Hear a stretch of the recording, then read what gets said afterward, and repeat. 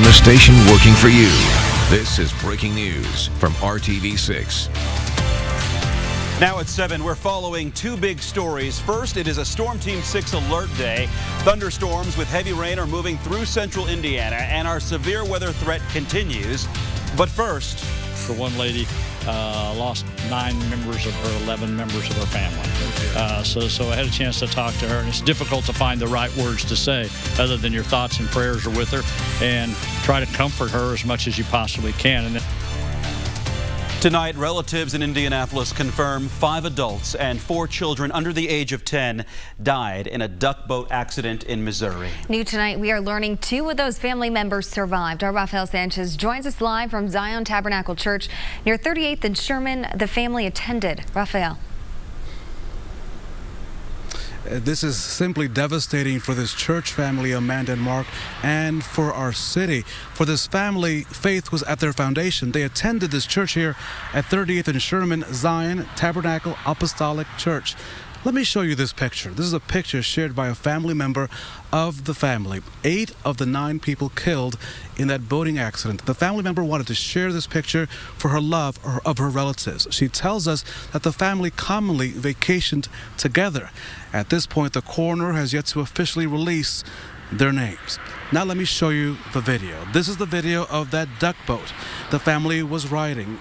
Witnesses tell us there on the scene that the weather really changed quickly from good to bad in an instant. There were other boats in the water at the time. They made it to shore. The family's boat did not. Now we're stopping the video out of respect for them because we know what happens next. After those waves take over that boat, we know that boat capsizes and of course leads to the tragedy that's impacting now this city, this church family, and their extended family. Tonight at 7, here's what the pastor of this congregation has to say.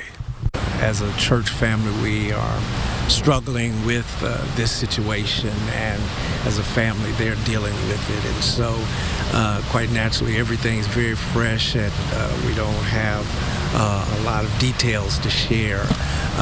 But we have been, as a church family, touched by this. This is having a ripple effect across our city, really across our nation. Tonight, the president of Indiana Black Expo, Tanya Bell, released this statement to RTV6. It reads, "Our hearts and prayers are with the family that lost loved ones during this tragic boat accident." That from Tanya Bell, president of Indiana Black Expo. We should point out, to put this all in perspective, Mark and Amanda, there were 31 people aboard that duckboat that capsized. 17 died. Of the 17, 11 were, of course, 11 were from the same family. 9 died. 2 survived. We're also learning now that, of course, that there were actually life jackets on that boat as required by Missouri law, but the same law does not require people to wear them. The investigation right now is underway. We're live on the city's east side. Rafael Sanchez, RTV6. Rafael, thank you. There is a growing memorial for the victims. Again, as Rafael mentioned, 31 people were on board the duckboat that sank. 17 people died, including 9 of 11 members of a family here in Indianapolis. 2 survived. Ride the Ducks, who operated the boats, is now closed for business as an investigation is underway.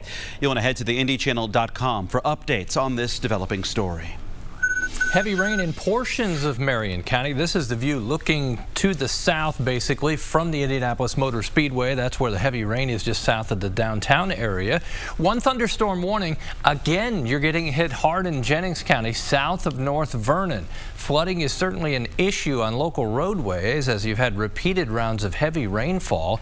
I'll take you to the lightning here in 1 second. Just over downtown in the areas to the east, you see the flow of showers and thunderstorms. Look at western Indiana, starting to see a break. Severe weather reports, if you just draw a line, and US 31 does that for us. Everything has been to the east of that through the afternoon hours. Rainfall's been torrential. Portions of Jennings County, 4 to 5 inches of rain. Anywhere from Richmond over to Newcastle, 1 to 2, and then portions of Delaware around Muncie, over 4 inches of rain. Can't even see what's going going on here until I remove the lightning.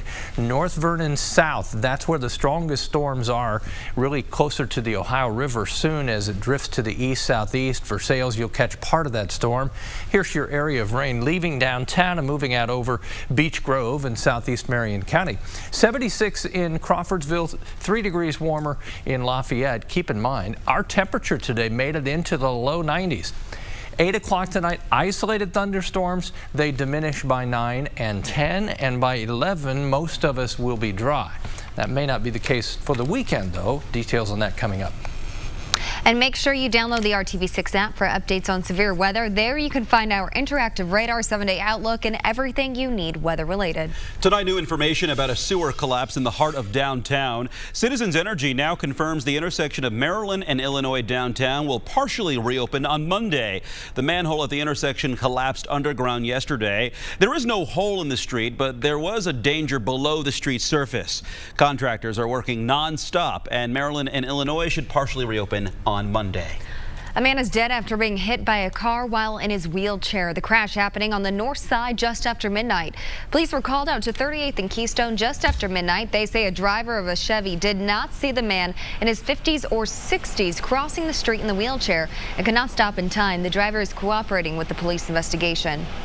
And today, the Black Expo held their annual Pacers Sports and Entertainment Corporate Luncheon. It was attended by state and local leaders, including Governor Holcomb. Our very own Rafael Sanchez was the MC for the event. The luncheon honored actress Lynn Whitfield, indie-based group After 7, and singer Stephanie Mills.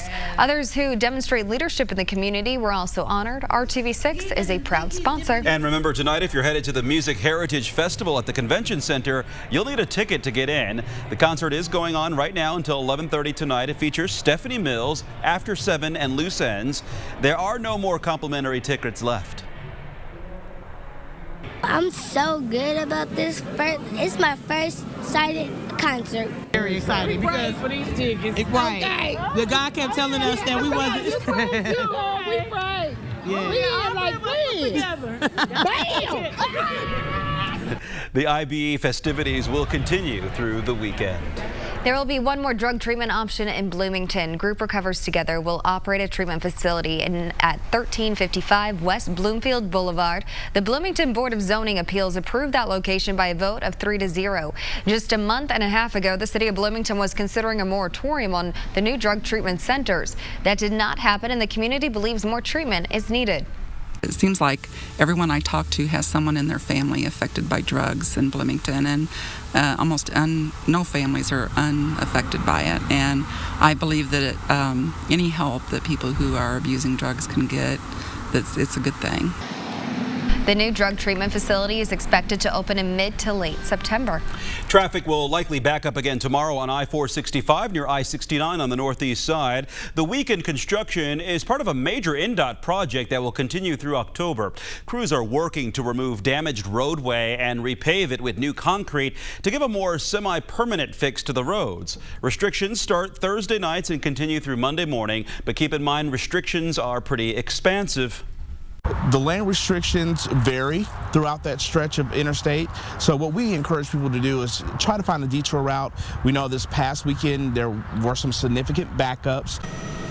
Well, Lamar Holliday says INDOT is encouraging drivers to use I-69, US 36, or I-70 to head north and south in the same relative area as I-465. You can also use Shadeland Avenue or Hague Road. They're very small and you likely just throw them away, but when you collect millions of pop tabs, they can make a big difference in the lives of families with sick children. The 14th annual Pop Tab Drop was held on Monument Circle today to benefit the Ronald McDonald House here in Indianapolis. Look at all those pop tabs. People brought loads of all sizes to drop off. Our own Meredith Barrick delivered tabs collected here at RTV6. The tabs are recycled and the money is used to support the Ronald McDonald House, which houses families when their children are in the hospital.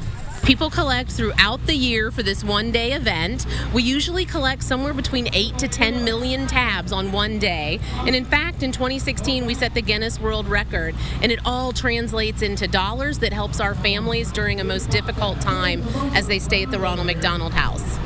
So Pop Tabs bring in $20,000 to $30,000 a year for the Ronald McDonald House. If you didn't make today's event, you can drop off tabs all year long at the house on the IUPUI campus.